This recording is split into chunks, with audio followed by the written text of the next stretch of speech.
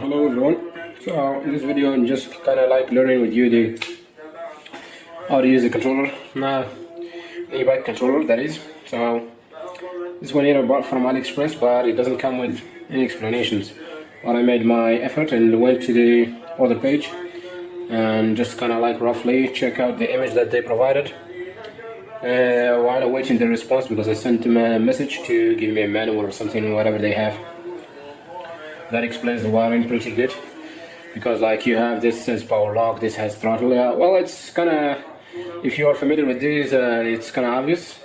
Some are clear, some are clearer than the others, but not very clear.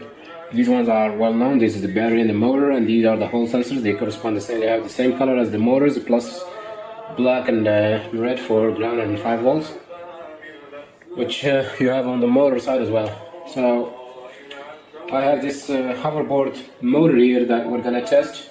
We're using the platform it came with originally, and we're just putting this as weight, as a counterweight for that. For the battery, I'm going to use like I don't have a power supply, or do I? I have a power supply, but it's for charging the battery, not for powering the motor. So I don't think it can handle like the current needed, especially that this is a 350 watt motor. Current output is 17 amps plus or minus 1, so it probably will draw a lot of current, so we need to use like a battery that will provide that much current. So I'm just gonna go ahead and start connecting these wires here. I don't have a throttle that I can use, but I'll see what I can do. Anyway, so we have these bullet connectors here from the motor to their corresponding female connectors on the controller. This is for the battery, and then for the Hall sensors, we're gonna use these jumper cables that I have here. I don't have a corresponding connector. The connector is different on the hoverboard motor here, and this one is this square connector. So I'm just gonna use some male-to-male jumper cables here. So just like this one here, for example. So we'll put that on the, for example, we have ground.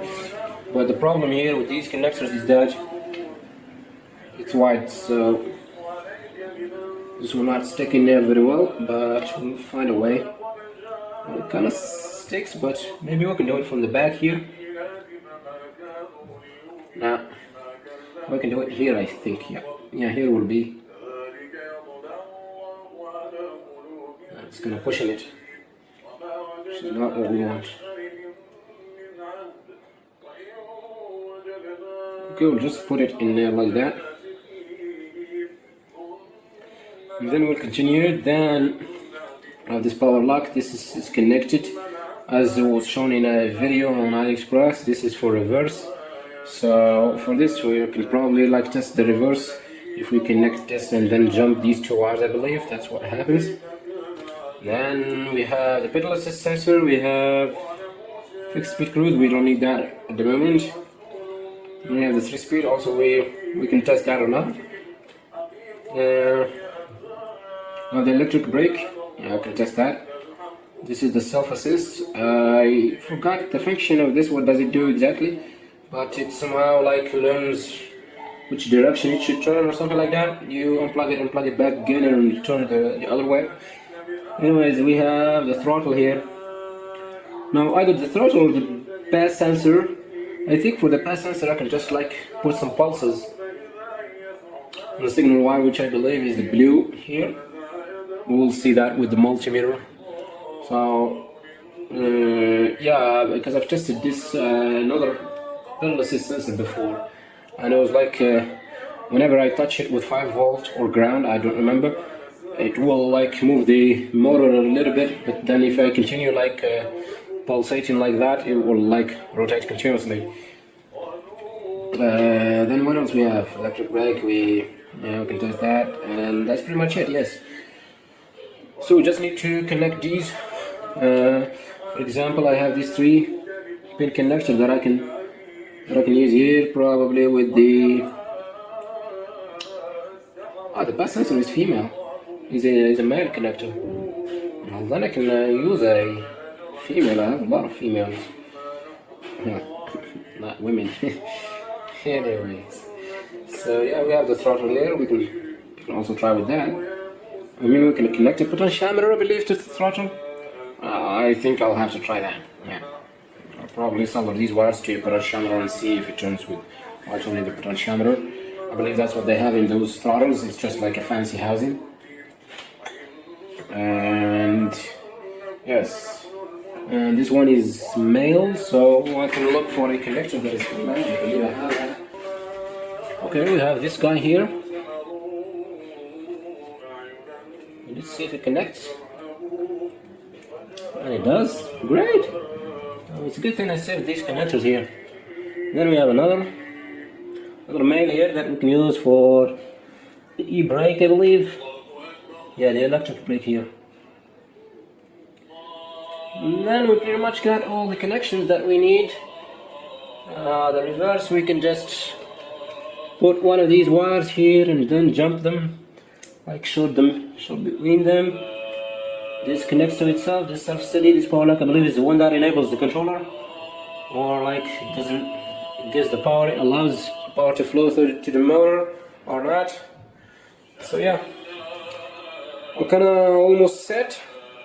We just need to connect the jumper wires to the Hall sensors, and then we need a potentiometer and strip some wires and jump some wires and connect this to battery. I don't like this connector, it's very close to each other. I need the female of it in order to split the wires and connect them to the battery instead of this, like using some crocodiles or that can short the battery.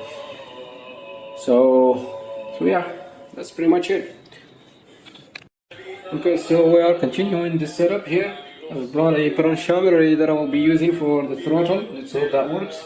So I'm just gonna solder these wires to it. Make things harder for myself. Alright.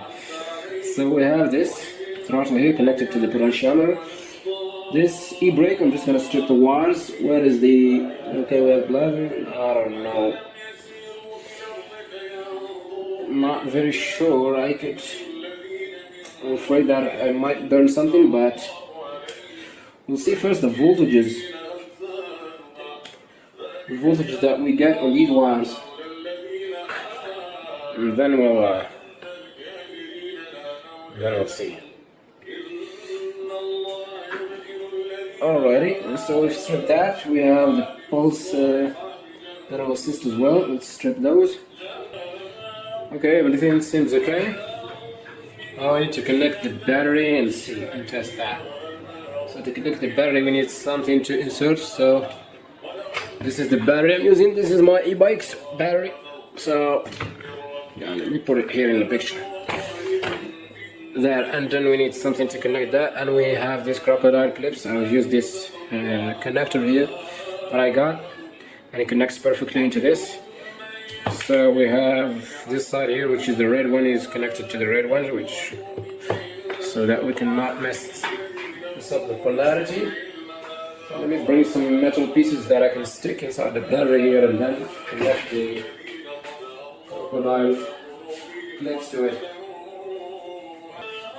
Okay, I found like 2 pieces of nickel strip. Let's hope these work. I'm gonna just bend them like that and stick them inside here. And that doesn't stick pretty well. Needs something that is thick. Let me see.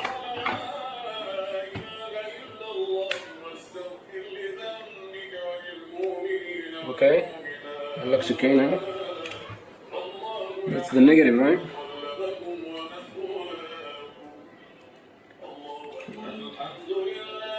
It's the negative, here is the positive.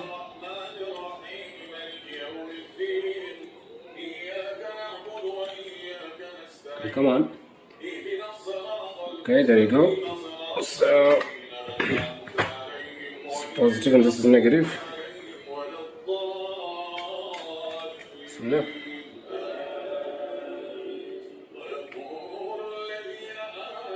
Nothing happened.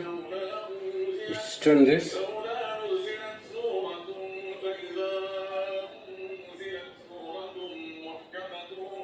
Nothing happens with that. Let me measure the voltages. Ah, sorry.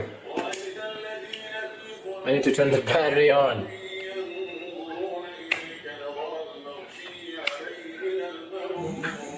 Okay, it's turning right away.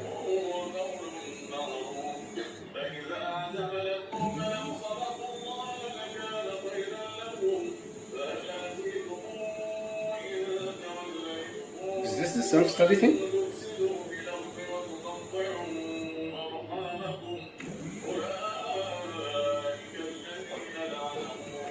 Let me measure the voltage.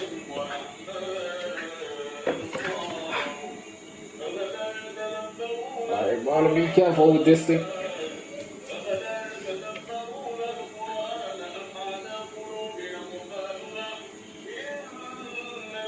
This is 4 volts.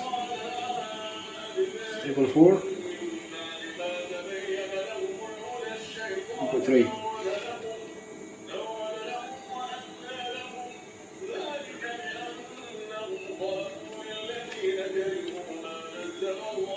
I unplug this. So I unplug the self-study and it stops. Plug it back in, it turns the other way. Unplug it, it stops. Plug it back in, it turns the other way. But this potentiometer relay doesn't seem to do anything. It does. Kind of reverse.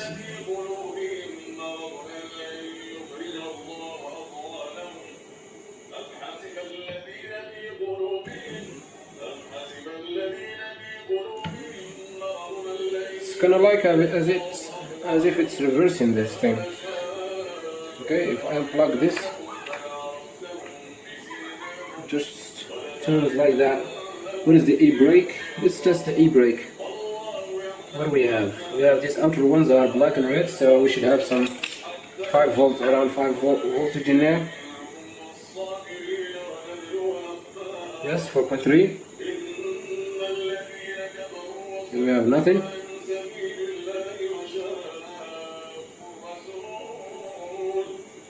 So if we touch this, that doesn't do anything. We touch it to 5 volt. If we touch it to ground, it doesn't do anything.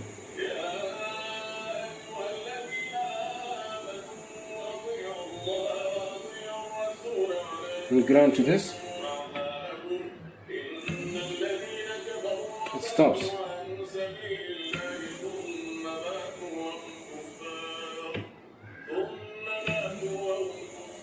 Okay, let's see. It doesn't really make sense, but if you touch this to ground, it stops and it breaks.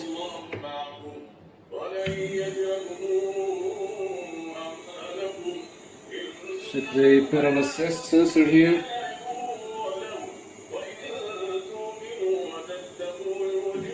We have a lot of voltage between these two guys here.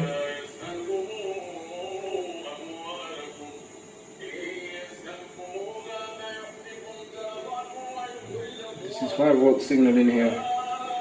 Now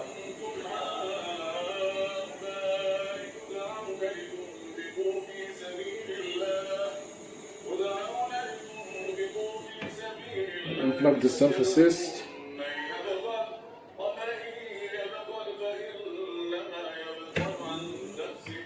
Yeah, there you go.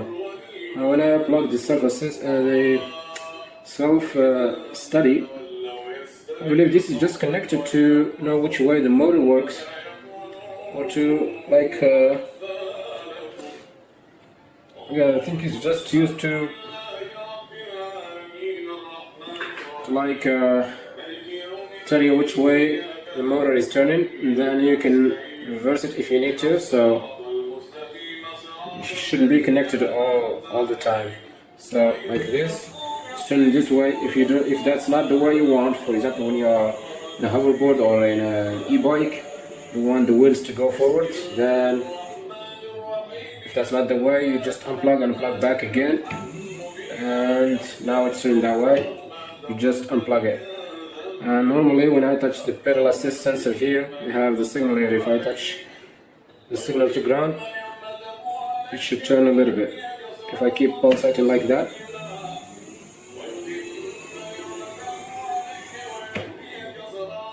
it turns that way. I'm not sure what happens with this. Yeah, nothing. So it's only this two. Have I done anything? Doesn't seem to work now. Here.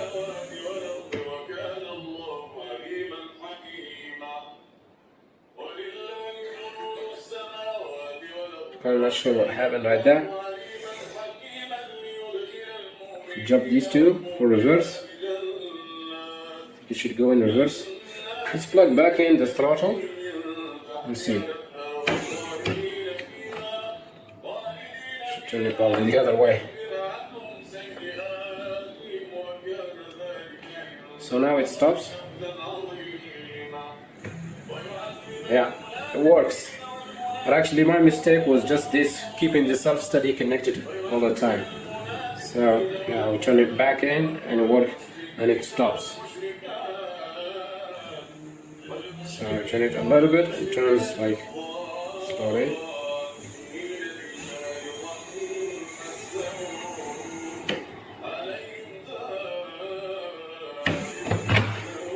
I think it reached a moment where it can no longer like keep up.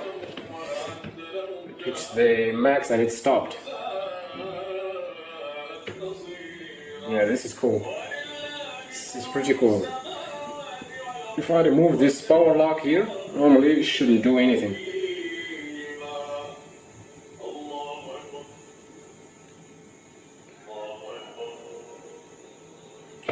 Yep.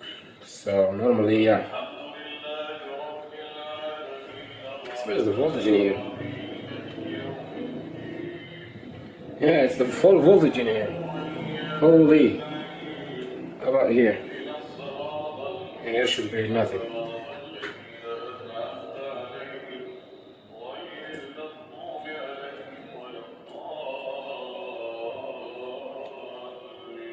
This is kind of what you use to activate or deactivate. So this could go to a switch on an e-bike, and then you turn that in order to activate the e-bike itself. So you don't need a display, you don't need nothing here. You only need like a potentiometer or a throttle. You need a switch to activate the thing, and you need some switch for reverse,